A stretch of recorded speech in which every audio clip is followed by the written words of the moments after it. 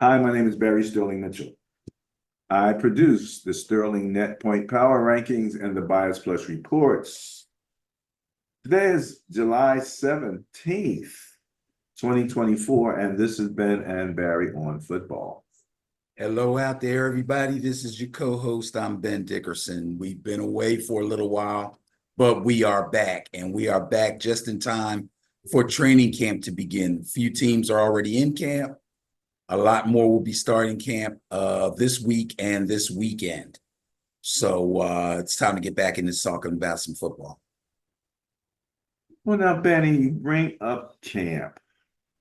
I do believe that we have something on our page about that. So training camp, you say, eh? I see Yeah, it's that the blue here. Big Blue. It is so interesting, trying to take something for preseason out of the basketball. What's this? That the rookies and stuff in the NBA are playing. It's Summer League. I think about this at the end of the season as opposed to like a preseason leading up. But like the games that Bronny James and those young boys have been in. The Summer League. Summer League, yeah, okay. So this is not like the Summer League. This is camp. Right. This is camp. Yeah, yeah. What do you think about what's going on? Anything in particular sticking out so far, or just the fact that we got camp, which means somebody got a pad on and a helmet on somewhere? Well, I mean, there's a lot of stuff going on surrounding camp. First of all, the actual real training camp prepares us for a few other things. The Houston Texans and I can't remember who they're playing in the Hall of Fame game. That game's coming up real soon. That will be the first official preseason game. Also, just like most camps, rookie camp comes before anything else, and real training camp, the rookies have to report first. So you'll be hearing a lot about that. The other thing is, back a few weeks ago, probably the last show we did before reconnecting with you guys this week, we were talking about first round picks that had signed their contracts. And I may have mistakenly reported that Caleb Williams had actually signed. What he did was basically agree in principle to a contract, but he hadn't really picked up a pen and signed on the dotted line. That has now happened. So all this time, they've been kicking that contract around. Now, you might think, like we were talking about before, rookie contracts shouldn't be that hard because there's only so much they can give them. They're locked into a certain number of years. They get a fifth-year option, especially in the first or only in the first round. And it's kind of like in tiers. But we're talking about the first overall pick. I believe what took so long was there was some language in the contract that had to do with the signing bonus and how it was going to be handed out to him and how much money was guaranteed. He ended up getting the entire thing guaranteed, which was big, and he got a nice fat signing bonus. How it's going to be divvied up, I don't know, but I'm sure he's okay with it because he did, in fact, sign the contract. And now, lo and behold, the other first round pick who didn't sign his contract was his rookie receiver coming into camp with him this week. That's Rome Odunze. He signed his contract today. So he probably had the same kind of thing going on. I don't know if they have the same agent or not, but I wouldn't be surprised if they did. Well, you asked about that Hall of Fame game. That is the Chicago Bears and Houston there you Texans. go. Okay. All right, so we get to see last year's number 2 versus this year's number 1. And right. Let me just throw in Jayden Daniels because I've heard some people say some things about him, like they're really kind of impressed with that guy. So we got some talent coming in at the quarterback position. Bro, down the DC, Maryland area, there's nothing but glowing reports about Jayden Daniels, which you and I are not surprised. We both pretty much said that if we had to pick a guy that we were going to pick number one, he would have been it over Caleb Williams. Absolutely. That still remains to be seen, but we were right last year when we liked CJ Stroud over a man who I can't even think of his name right now in Carolina. So yeah, Bryce Young? I can't wait to see Washington play. I tell you, I don't think their offensive line is in really great shape. So Jaden Daniels is going to have to use his legs quite a bit. But from what I'm hearing, he's impressing everybody with his feet and with his arm. So They showed a few highlights of him. And it was one of those things where he's rolling out. You know how I always have an issue with quarterbacks who rolling so right out to the sideline, and then they have nowhere to go, right? They kind of trapped there, as opposed to rolling out, spacing yourself, planting and throwing. You know, you got to be prepared for that. Well, he was rolling out. I don't think he actually planted, but he had a receiver going upfield, and he placed that ball so nicely over the top of the receiver. So I mean, it just came down on his hand and he rolled into the end zone. But I mean, I don't even think he really planted his feet. And whatever it was, however he torqued that thing out there, it had the greatest of touch on it while he was rolling out. So that's why arm talent is so important. You may not always be able to set your feet. Obviously, you want to do it when you're able to, but if you're not able to, you still have to complete the pass. So it's interesting. Your Giants here are the caption for this particular article by Adam Schefter. He lists here that you got the Bills, Bears, Chargers, Chiefs, Dolphins, Giants, Saints, and Niners reporting today. Excuse me, my beloved Niners. And so, what your biggest issue or your biggest headline was the loss of Saquon, I would say, for the Giants so far. Who's coming in for Saquon? What do you have on that? Who's your Coming in running to back? replace him at running back? Who's your running back this year? Devin Singletary is the starter as of this moment. There are some rumors out there. Dalvin Cook's name is being kicked around. And there's another name being kicked around, a veteran. Oh, I heard Leonard Fournette's name. I don't know. I don't know where that's coming from. But Leonard has made a bid to get back into the game. So yeah, playoff Lenny still out there. He's got a lot of tread though missing. If I had my druthers, I'd rather try Dalvin Cook, but I like Devin Singletary. I think Singletary was in the wrong offense when he was in Buffalo. I think he got himself into a better offense when he went to Houston, and it showed up on the stat sheets. His numbers were dramatically better. And I believe that a team that runs the type of offense like the Giants run should give him just as much success as he saw last year. Okay. All right, so the next thing I wanted to hit real quick, Benny, we have an article on our Facebook page talking about ESPN's top 100 professional athletes of the 21st century. And they got 76 to 100 here. And, I think I was expecting to see more football players than what I saw. Maybe it's because it's the lower end, but I saw some names that I just don't normally associate with the lower end of anything like that. But it had a lot of baseball players there too. And that's what was really cracking me up. So you got to think about it this way. First of all, what exactly is the name of the article? Professional athletes? Yeah. Okay. So when you talk about professional athletes, we're talking about all professional sports. Okay. And if you're only going to hunt, it's tough enough to do the top 100 NFL players. But when you're talking about the top 100 athletes, And you're talking about sports like race car driving, probably. Obviously, tennis, because Venus Williams' name showed up. Soccer, which there's like a zillion soccer leagues, hockey, all of that, right? So that's a lot of sports. So I think when you're talking about, we're not comparing apples to apples, you know what I'm saying?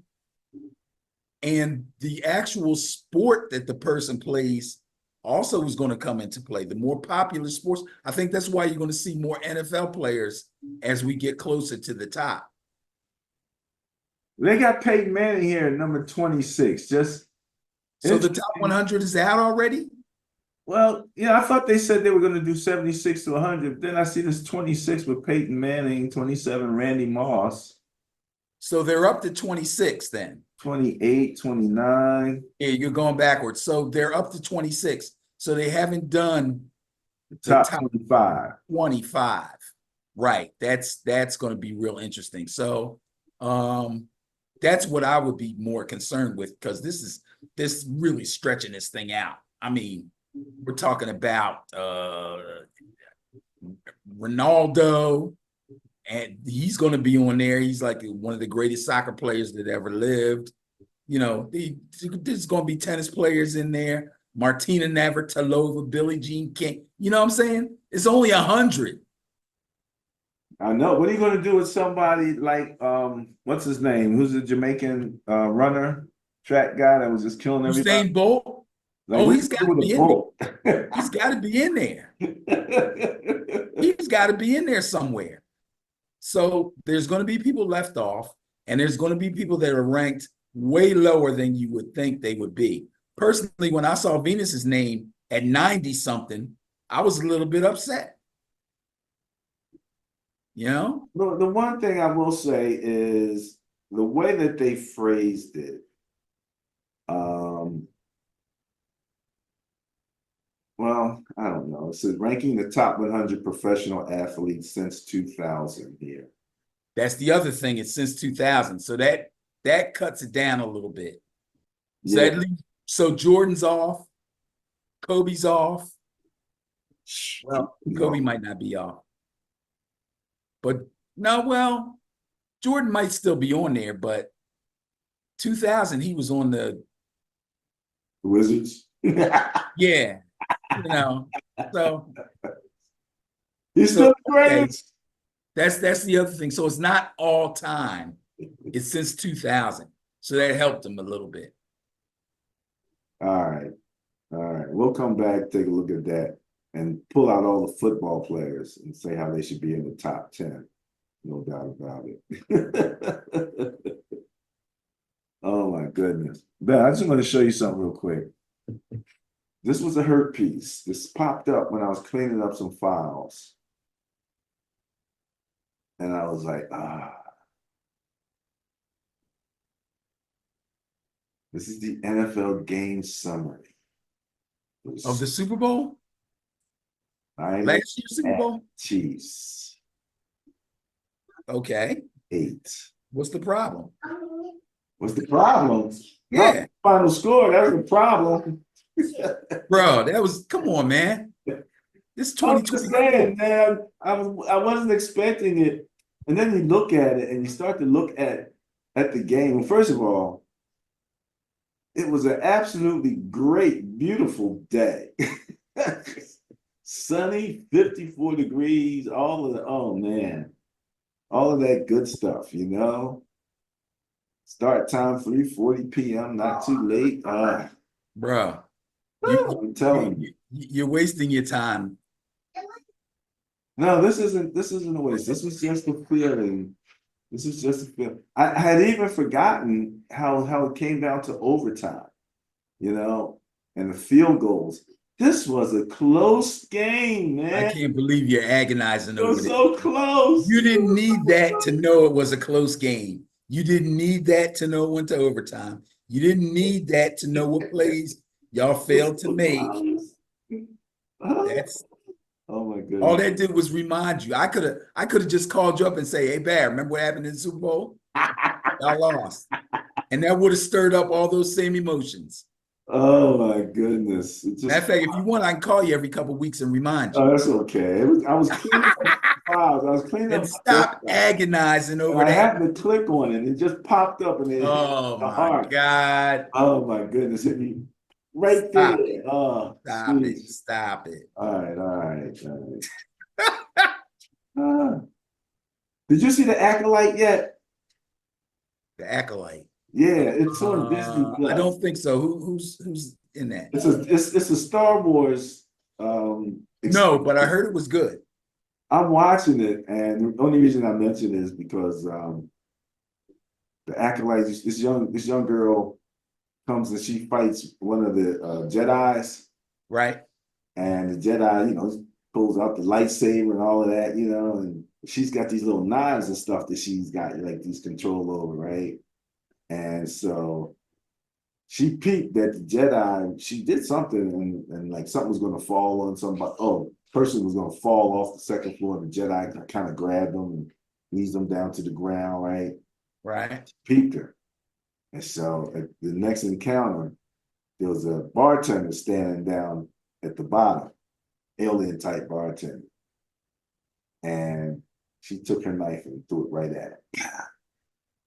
And the Jedi like hit the knife like stopped it. The Jedi looked down. She had put two knives in her heart in that moment. That was wild. They don't normally kill Jedi. Jedi's don't go down like that. Yeah. But she gave her the sleight of hand, but she hit her twice in the heart. So anywho, we're talking about heart, and that was how we got off on that particular discussion. So one of the things I want to mention, see if you have any particular opinion on this. Let's see, where's it at here?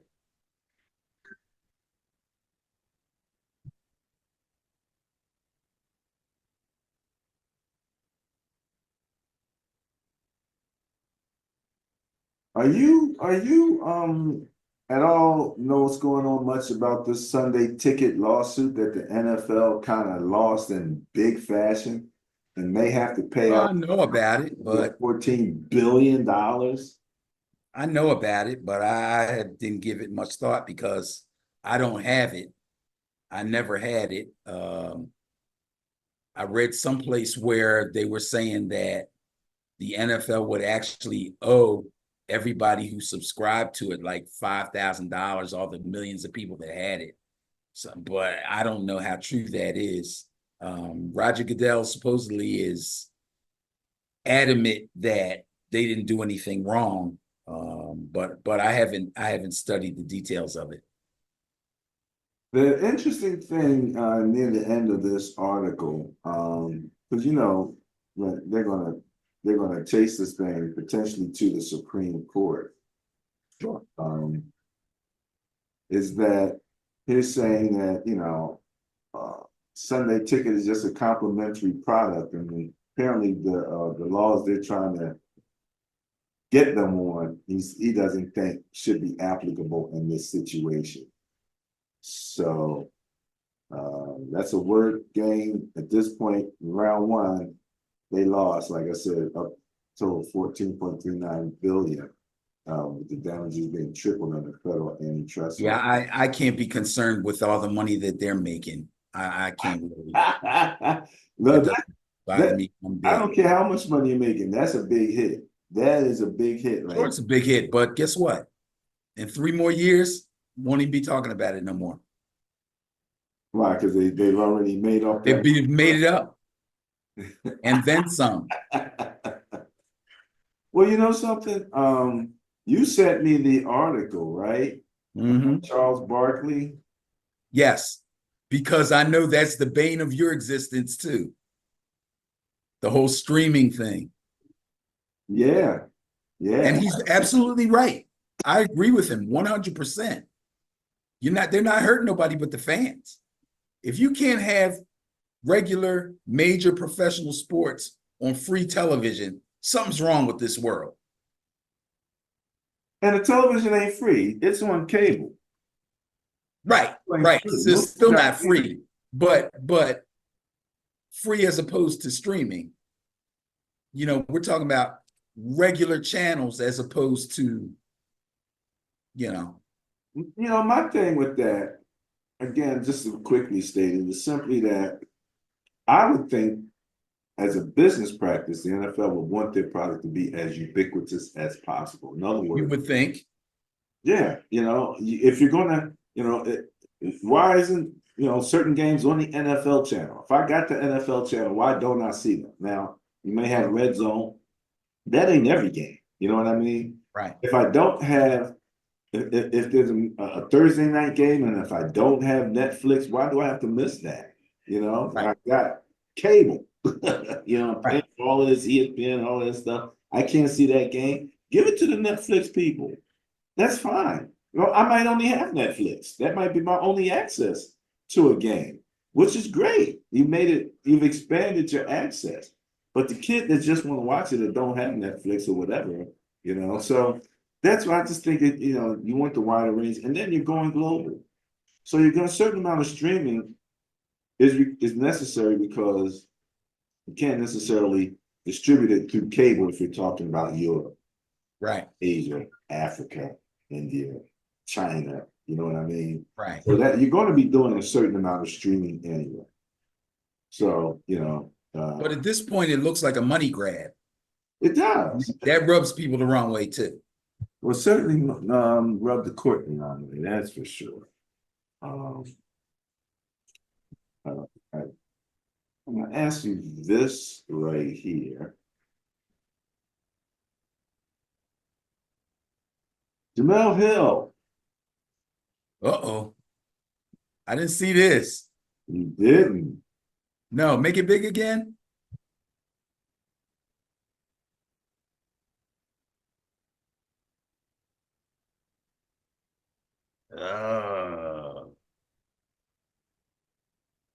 Now, I did watch the ESPYs, and I did hear Serena come at him, Yep. but I didn't see this. Yeah. So she didn't like his response to Serena, apparently. And Well, I'm sure she knew he would have a response. she being who? Serena. I would hope that if she didn't He was there. He was in the audience. I'm saying, I'm sure if she had thought about herself, should have been somebody who told her that. Now, I don't know if that was a part of her prepared presentation or if she went off script. I don't know.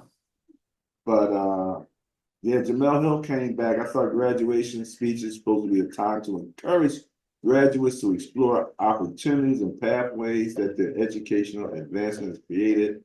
Said he chose to tell the women they wasted their time and should focus on being homemakers. That wasn't all he said, but that was the gist of it. well, yeah, you could kind of say that. That's the gist of it. I mean, he came from say that. He came from some strict religious perspective, which, considering that he was speaking at a Catholic college, I guess is not to be completely, surprised at. Right. But being a Catholic college, if the college philosophically is following him, it would seem interesting that there would even be a college. Why are you taking these kids money to give them a degree that you don't think they should be, you think they should be in a home? So it makes you wonder, but we know, when it comes to money, all types of crazy things happen. Can you imagine being so lucky that you are the Mr. Irrelevant, the last pick in the draft, and you get to go play against Aaron Rodgers? You mean with Aaron Rodgers? Well, when I say against, he's a DB. Okay. So he's out there lining up, and Aaron Rodgers is trying to fire him up. And he's looking over there and he's like, I used to play mad with this guy. That's gotta be A little bit awesome. more concerned with making the team. Well, that he definitely needs to be concerned with. But I mean, I just thought also just interesting of all the teams that don't need another storyline, it's the Jets. Oh, oh, okay. Well, if you want to look at it that way, I understand what you're saying, but I'll tell you the truth. This Aaron Rodgers thing is going to go and go and go until he decides he's not playing no more. He's just that kind of guy. You know? Oh yeah. Oh yeah, no doubt about it. No doubt about it. He's you know, He's going to make sure it's like it's his mission to stay in the news and to stay relevant. And, you know, the whole I just want to play ball. That's he's the polar opposite of that. well, let's ask this question. Let's get your football opinion here. Because my opinion, well, I'm gonna hold my opinion. Should this man be in the Hall of Fame?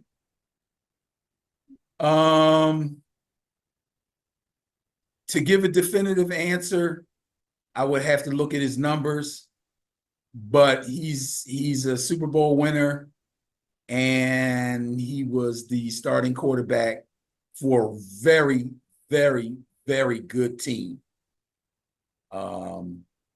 And a You see very at the good bottom, it coach. says here there's only been two quarterbacks to win the Heisman in college and Super Bowl in the NFL. Okay. One is in Canton, and the other should be. That's Roger Staubach and Jim Plunkett. They Okay. both won two, and each was a Super Bowl MVP. Okay. I mean, that's big. That's man. That's big. But if his numbers are lacking, in other words, if his numbers don't compare to a guy who played on the same team like Snake Stabler, I don't know. I don't know. You know, Trent Dilfer won a Super Bowl too. I'm just saying. I'm just saying. I'm not. Oh, wait. I'm not trying to say he wasn't. I'm not comparing him to Trent Dilfer. That came out. That sounded kind of cold, boy. Yeah, I know. And that's why the first thing I said was I would have to look at his numbers first. You know, that's the whole thing when it comes to like, does Donovan McNabb deserve to be in there? Does Ricky Waters deserve to be in? You know, the list goes on. So Yeah, well, you know, my philosophy makes it real easy and simple, but I know you don't agree with that. So what if you win the Super Bowl, you're in? yep. Visit to Come on, Egypt. bro, stop. Stop it. That's no. Well, That's not the be all and the end all. That's the knew- icing on the cake. I knew you wouldn't agree with it, so you know, I left it alone. That's nothing. Nobody agrees with that. Oh, I'm sure there's somebody that agrees. Take a poll. You and Booger McFarland probably agree with something like that. Maybe Booger McFarland.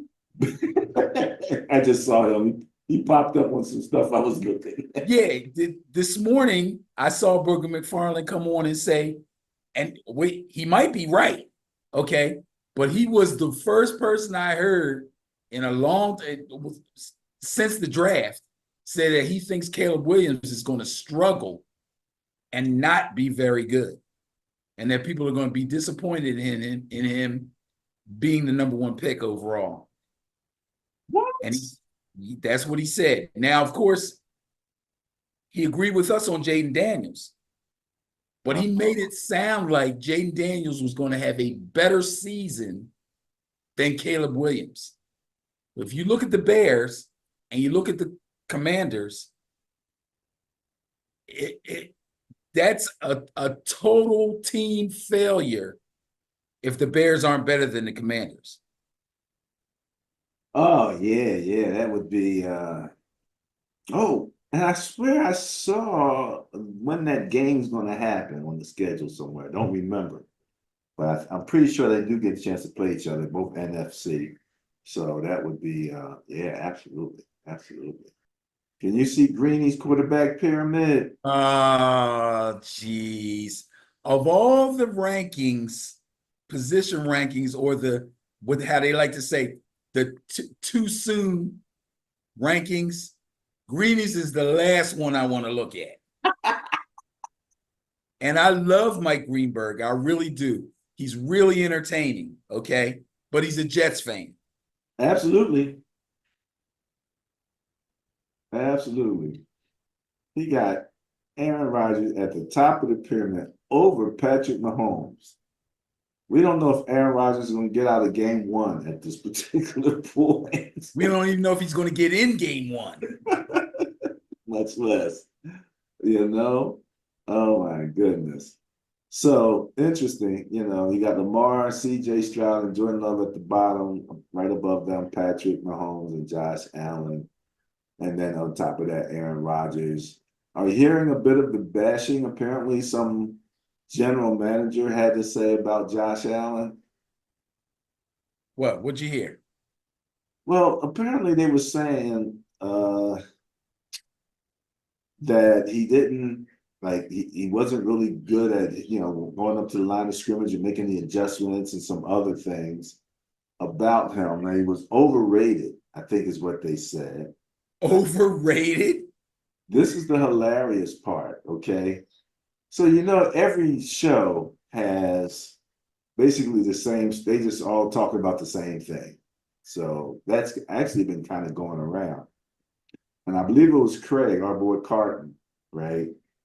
Said that he thinks that it's the GM, because it was an anonymous quote, right? Who do you think it was?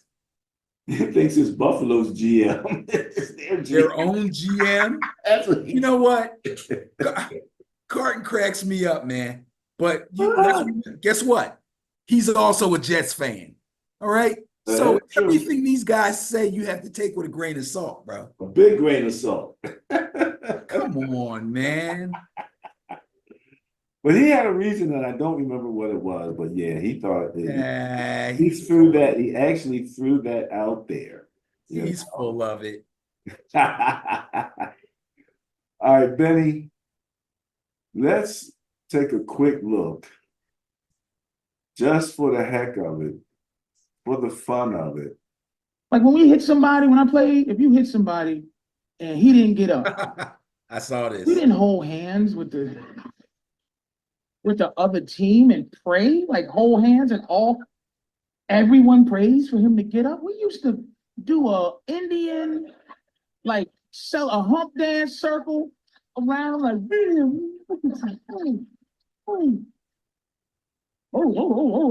I'd be like, and our crowd's like, he's paralyzed. That's right. We be looking for his mother crying, be like, that's right, lady. That's what you get for letting him out here with killers. He can't even wiggle his toes. Take his socks. Oh, jeez. Take his socks. We would tie his socks around our helmet for the next week. Like the next team, they knew, oh, that's the team that be tying paralyzed niggas' socks around their helmets to scare them next week. Football. Yeah. Football. That's crazy. That's crazy. I just loved it. I just loved it. And I have the nose to prove what he's saying is true. Oh yeah, his nose is just like this now. After I hit him with that bone, man. A drink, everybody. Give him a drink. So, anywho, that's all I got, Benny. Anything else from you? No, I'm looking forward to camp. I'll tell you what's been kind of catching my eye lately. And like you said, just about every station and every commentator and every show is basically running through the same thing or re-showing somebody else's much too soon list of top 10 quarterbacks, top 10 coaches, top 10 receivers, this, that, and the other. Okay. And like I said, I love Greeny, but his little pyramid there was way wrong. It was far worse than just having Aaron Rodgers at the top. Although I believe CJ Stroud, and I do believe, which some people don't, that Jordan Love does belong in the top 10. No way should they be that high. Neither one of them. Okay. So it's kind of entertaining to see these things. I know some people put too much stock in them. Again, these are just people's opinions. Some of them have a little bit of merit, but even on a show where they'll show a list and they'll have 5 people on the panel and they'll ask each person on the panel, do you agree? They're going to start moving people around and jockeying for position for whatever reason, personal reasons, numbers reasons, team success reasons. There's all kind of reasons. So, but they are kind of fun to watch. They're kind of fun to watch. So one of the interesting games, just stepping out of football for a second, back to one of our favorite conversations, which has to do with the WNBA, is going to pit the WNBA All-Stars against the Olympic women's team. Right. Exhibition game. Have Right. you ever seen, and you've been watching this a little longer than me, have you seen this done in previous years? Not that I can remember, although I'm pretty sure it probably happened before. I'm sure. I It's would have to double check and see if it happened before. I'm thinking more along the lines of them playing college teams or college all-stars the way the Dream Team did back in 90, whatever that was. 90. Okay. But again, you know, people want to jump up and down and have all kind of conniptions about Caitlin Clark not getting her just due, okay? Thank goodness that she's a level-headed young lady and is more than willing to prove herself on the court, which she has set out to do and is doing quite well with it, okay? But I think this is another effort to try to show one way or the other that she did or didn't belong on the Olympic team. Because there's no doubt in my mind she's going to be on that opposing team. No she already is. Yeah, she's in the All-Star ranking. And this one of the interesting side story is that also Angel Reese will be there. So she will literally be playing with Angel Reese on the same team, the All-Star team, against. It's going to be a tough team. That's what I'm wondering. I'm like, okay, can these girls hold up a little bit? Now, 2 things I'll quickly say about Caitlin Clark. Number one, I agree with you 100%. She is probably the most mature out of all of the Caitlin Clark things that have been going on around her, that she just focuses on basketball. People are beginning to, one of my favorite things about her was her passing. She actually led the league in turnovers, but she's also one of the leaders in assists. And as I watched that closely, it was my opinion that her teammates wasn't ready for some of the passes. They was coming and they didn't know, they weren't used to that. They weren't used to It's that. partly their fault. It's partly their fault. Oh my goodness, that's so many on the flub. But they do practice, okay? So they got to do better. She is daring in some of them, okay? She will, no doubt, bit daring. So I've seen, you know, she's made some mistakes, but again, this is a team that has really improved. I really like Mitchell, you know, on the team. Again, my team is the Aces. You know, I'm all about them Aces. But it is going to be interesting to see the All-Star team play this Olympic team. The one argument Stephen A. made, and I think it's an interesting argument, I'll just say it real quickly, was mainly had to do with money. You know, he's like, look, Olympic team, put Caitlin Clark on there and help blow this thing up, you know, this whole women's basketball thing up internationally, because she's going to bring that kind of audience. And the women's Olympic team said, no, you know, we're going to make these as basketball. She's going to bring that audience to what? To women's basketball. We're going to blow up the whole, you know, make, you know, just like she brings all of, like when they play, they have to move stadiums and stuff because they have to increase capacity. Well, he's saying, this is Stephen A's argument, that she would help bring that additional popularity to women's basketball as a member of the Olympics. So he didn't make a basketball argument, he made an economic argument. The interesting thing is now on the men's side, right? You've got Kawhi Leonard stepping off, and rather than taking Jaylen Brown, who's like, MVP of the championship, they picked one of Jaylen Brown's teammates. And what looked like obviously not a basketball decision. There's something else going on behind it. We've heard rumors about Nike, and we've heard, that type of stuff that, about Jaylen and whether he's that nice guy or whatever, that marketable guy. But long story short, to me, that wasn't really a basketball decision. I like Caitlin Clark. I think if she got on the Olympic team with that passing capability, you might be surprised because she'd be feeding people left and right. You don't think I don't so? agree. No? I think the point guards that they have are just as good, if not better. Passers? Yes. Okay. She's I a think really that's a skill. she's a really good passer. She can depend on that skill pretty much no matter who she plays with. She's a really good passer. But these other women have been passing like that for years. For years. That team has been practicing together the interesting for months. Huh? That team has been practicing together for months before the WNBA season started. That team was already together. The Olympic team? Yes. Okay. That's the part people keep forgetting about. Well, I'm not saying it's already a cohesive unit. I'm not saying that the other ladies aren't good passers. All I'm saying is that it's a part of her game that probably would serve her well in whatever venue she's going to be in. Right. Right now, right. But so will those turnovers. And if you turn the ball over and lose an Olympic game, that could cost you medal. Again, her daringness is not going to be tamped down because she's on the Olympic team. She's going to be who she is. She's going to play the way she plays.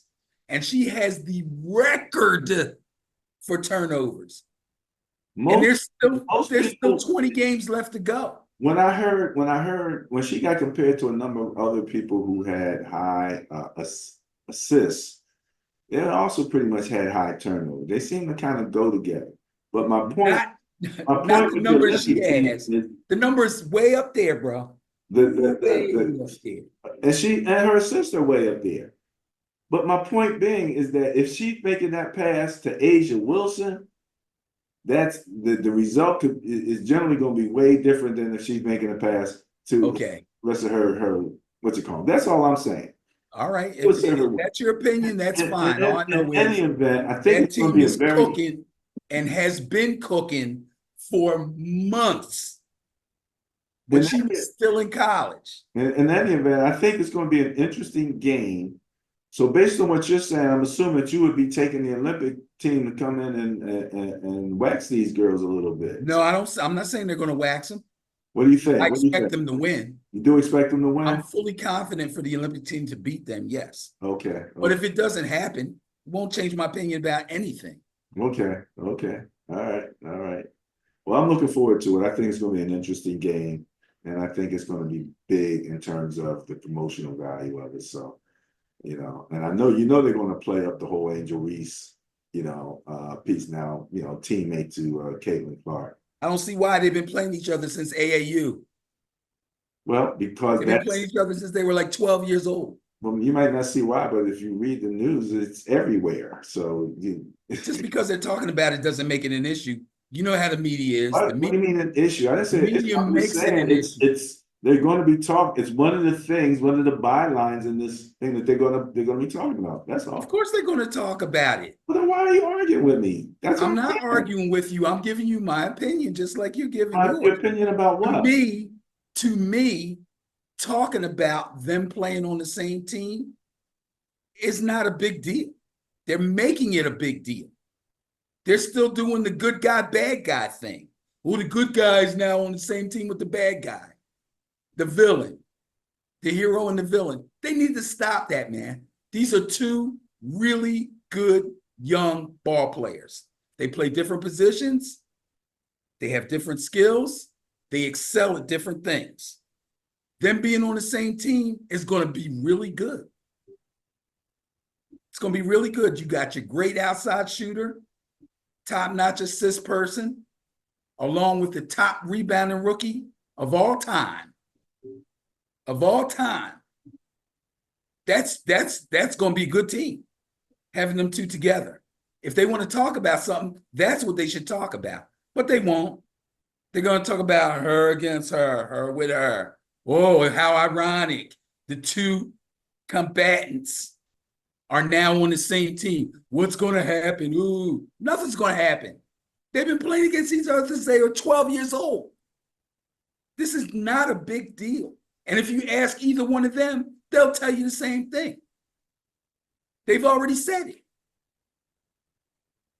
Well, okay, I hear you. I hear you. I think it's as big a deal as the public will be, and you don't represent most of the public, I think. That's right. So, that's where we're at there. It's the public.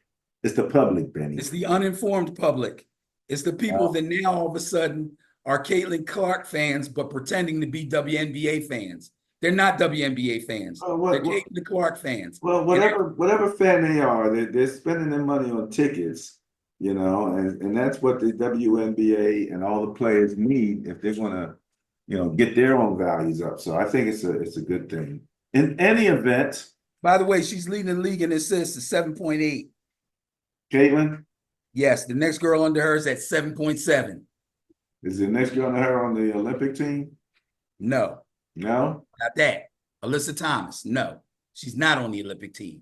Well, who on the Olympic team 7.8 and 7.7 is basically the same. Okay, well, I'm just saying, who on the Olympic team is up there in assists that we can keep an eye on that? Sabrina, she's number 5 in the league.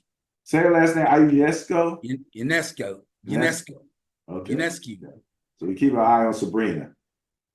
So I watch Sabrina. She's nice. Yeah, she'll probably be, if she's not the starting point guard, she'll probably be the starting shooting guard. The starting point guard will probably be Gray. The Vegas Aces starting point guard. But she's been out most of the season. She just came back. Right. She was injured. Right. Chelsea Gray. Yeah, the last person I want to mention, I always like to throw her name out because I always mess it up, is Ogungwali. Ogungwali. I think the Fever are actually playing Ogungwali this maybe tonight even. Dallas Wings. Yeah, I think so. Yeah, she's a great scorer. Oh man, I remember her from college, and if I remember somebody from college, they did something because I wasn't watching that much women's college back then. Yeah, I believe she played for Notre Dame. I believe they won national championship. Yeah, she's a pistol. On a last second jump shot by her. Yeah. Drop that jam on them. So should be fun. All right, Benny. Well, we're talking about basketball. And she's not on the Olympic team either.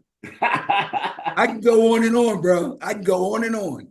Well, there's a lot of people not on the Olympic team, that's for sure. Right. So ain't nobody bowing down to Caitlin Clark. I love her. Again, doing great. All great. They said she brings an people keep pushing the issue. Market. She brings an obvious market. You cannot deny. People gonna watch the Olympics if I'm on the team. Hey, look, if they can get another 20 Olympics, if they can get another 20% to watch it because of Caitlin, they're gonna take it. That's what watch her sit on the bench. So that'll work. There you go. All right, man. That's all I got. Okay. Peace. Catch y'all later.